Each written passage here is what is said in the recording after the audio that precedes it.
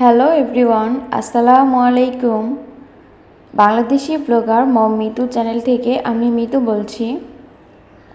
আমার নতুন আরও একটা ব্লগ ভিডিও দেখার জন্য সবাইকে আমার চ্যানেলে ওয়েলকাম জানাচ্ছি। আশা করছি যে বা যারা আমার ভিডিওটা দেখছেন বা দেখবেন, আল্লাহর রহমতে সবাই ভালো আছেন, সুস্থ আছেন। আলহামদুলিল্লাহ, আমরা সবাই ভালো আছি। আজকে সকালে আমি চিটা রুটি বানিয়েছিলাম। এটাকে কে কোন নামে চিনেন সেটা অবশ্যই কমেন্ট করে জানাবেন। আমরা আমাদের ওদিকে চিটা রুটি বলি বা চিটা পিঠা। তো আমি আজকে প্রথমবার বানিয়েছি, তো আগে কখনোই বানানো হয়নি। আর এটা কিন্তু ভালো হয়নি আমার কাছে মনে হচ্ছে। তো আপনাদের কাছে কেমন হয়েছে, আমার কি সঠিক হয়েছে কিনা আপনারা একটু জানাবেন আপুরা। এটা হচ্ছে মূলত বোতলের যে ছিদ্র থাকে, বোতলের মুখটি ছিদ্র করে ওটা দিয়ে করলে মনে হয় একটু চিকন পাতলা পাতলা হতো, ওটা ভালো লাগতো। এটা আর কি দেখতে একটু মোটা মোটা লাগছে। আর হাত দিয়ে বেশি করে ছিটাইনি, কারণ এই চুলার তো অবস্থা খারাপ হয়ে যায়, আপনারা জানেনই। তো আমারও কিন্তু চুলাটা আমি একটু সাইড দিয়ে হালকা মুছে নিয়েছি। তো তারপরে হচ্ছে দুপুরে রান্না করব। আর চিটা রুটিটা আমি গরু মাংস দিয়ে খেয়েছিলাম, সেটা সকালের নাস্তা ছিল। আর এখন এই যে দুপুরে রান্না করব।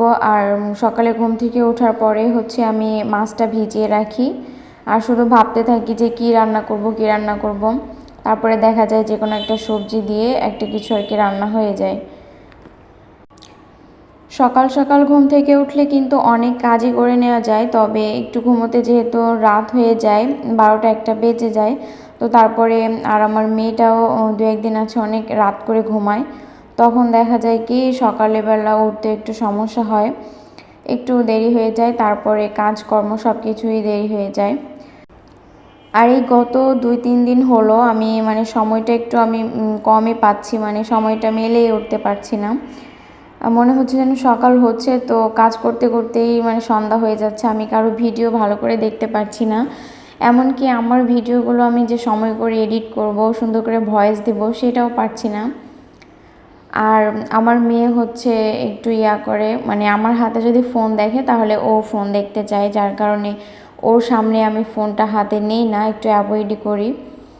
এই কারণে না আরও অনেক আপুদের ভিডিও আমি দেখতে পারি না, দেখা যায় সময় মতো পোস্টও করতে পারছি না। তো যাই হোক, তারপরে হচ্ছে আমার রান্নাবান্না শেষ হয়ে গিয়েছে। তো রান্না শেষ করার পরে আপুরা তো জানেনই যে কিচেনটা কেমন হয়ে থাকে। তো যদি হালকা কিছু রান্না করি, ভর্তা ভাতও রান্না করি, তারপরে দেখবেন যে একটা গামলা ধুইতে হয় বা একটা পাতিল ধুইতে হয় বা একটা চামচ, যে কোনো একটা কিছু না ধুইতে হবেই। তো এই যে আমি এখন যে থালা বাসনগুলো জমেছিল এগুলো এখন ধুয়ে নিচ্ছি। আর থালা বাসন ধোয়ার কথা একটা কথা মনে পড়লো যে ফেসবুকে থালা বাসন ধোয়াটা এখন ভাইরাল হয়ে গিয়েছে। ফেসবুকের তো এখন আর কি ভাইরাল হওয়ার কোনো নির্দিষ্ট কোনো টপিক নেই, যখন যেটা পারছে সেটাই ভাইরাল হয়ে যাচ্ছে। তো এই তো আর কি আমি এখন সমস্ত থালা বাসনগুলো ধুয়ে নিচ্ছি, তারপরে হচ্ছে চুলাটাও ক্লিন করব। আর চুলা ক্লিন, রান্নাঘর ক্লিন, সবই আপনাদের সঙ্গে শেয়ার করব। ভিডিওর এ পর্যন্ত যদি কেউ আমার সঙ্গে থেকে থাকেন তো বলবো ভিডিওটিতে একটা লাইক দিয়ে পুরো ভিডিওটা কন্টিনিউ করবেন। আর যদি আজকে আমার চ্যানেলে নতুন হয়ে থাকেন তো অবশ্যই চ্যানেলটা সাবস্ক্রাইব করে পাশে থাকা নোটিফিকেশনের অল অপশনটা অন করে রাখবেন, যাতে করে আমি যখনই কোনো ভিডিও ছাড়বো আপনাদের কাছে নোটিফিকেশন পৌঁছে যাবে আর আপনারা আপনাদের সময় সুযোগ করে ভিডিওটা দেখে নিতে পারবেন। আর যারা যারা এই সকল কাজগুলো করে নিয়েছেন তাদেরকে অসংখ্য অসংখ্য ধন্যবাদ। এই যে আপুরা, আমি এখন হচ্ছে চুলাটা পরিষ্কার করে নিচ্ছি। ভিম লিকুইড আর মাজনি দিয়েই আমি চুলাটা হচ্ছে প্রতিদিন এভাবে ক্লিন করি। তো তারপরে হচ্ছে একটা শুকনা কাপড় দিয়ে তারপরে চারপাশটা মুছে নিই। আর শুধু চুলা না, চুলার নিচটা, তারপরে চারপাশ যে দেওয়ালগুলো আছে এগুলো সব প্রতিদিনই ক্লিন করা হয়। ক্লিন করা হয় না হচ্ছে জানালাটা প্রতিদিন। তো আমার জানালা একটু নোংরা হয়েছে, এটা পরিষ্কার করতে হবে, তবে করব একদিন। কিন্তু এখন আর কি সময় সুযোগ হচ্ছে না। ওই যে বললাম না যে আমি কয়েকদিন হয়েছে কোনো সময় মানে করে উঠতে পারছি না, মনে হচ্ছে সময় যেন দ্রুত গতিতে চলে যাচ্ছে। আমি আসলে ভাবছি একটা, কিন্তু হচ্ছে না, সেটা অন্যটা হয়ে যাচ্ছে, সময়ের সঙ্গে পেরে উঠছি না। প্রতিটা মেয়েরই স্বপ্ন থাকে যে তার একটা নির্দিষ্ট একটা সংসার হবে বা একার একটা সংসার হবে, যেখানে কেউ খবরদারি করার মতো থাকবে না। এই তো যেমন কখন কি রান্না করা হবে, তারপরে কয় পট চাল দেওয়া হবে, বা হচ্ছে আমার এখন কিছু খেতে ইচ্ছা করছে কিন্তু আমি সেটা লজ্জায় বলতে পারছি না, এরকমটা কিন্তু না। একার সংসার থাকলে দেখা যায় কি, যখন যেটা ইচ্ছা হয় তখন সেটাই করা যায়। এই যে আমি যে চুলাটা ক্লিন করলাম, এটা কিন্তু আমি রান্না করার সাথে সাথে নাও করতে পারতাম, না করে দেখা যাচ্ছে আমার বাচ্চাকে আমি আগে সামলালাম, তারপরে তাকে ঘুম পাড়িয়ে তাকে আগে শান্ত করে তারপরে আমি আমার কাজগুলো করে নিতে পারবো। আর এটা আছে যে যখন আমি আমার শ্বশুরবাড়ির ফ্যামিলির সঙ্গে থাকবো, তখন কিন্তু এটা করতে গেলে আমার একটু বাধাই হবে, কেননা তখন হচ্ছে সব দিকে বিবেচনা করে তারপরে হচ্ছে কাজ করতে হয়।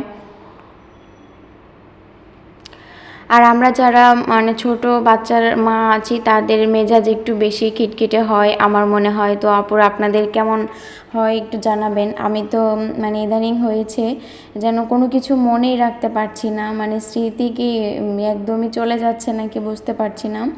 তো অনেক অনেক কিছু ভুলে যাই, তারপরে আসে যে সবসময় যেন মেজাজটা একটু বিগড়েই থাকে, একটু মানে অল্প কিছুতেই মেজাজটা খুবই খারাপ হয়ে যায়।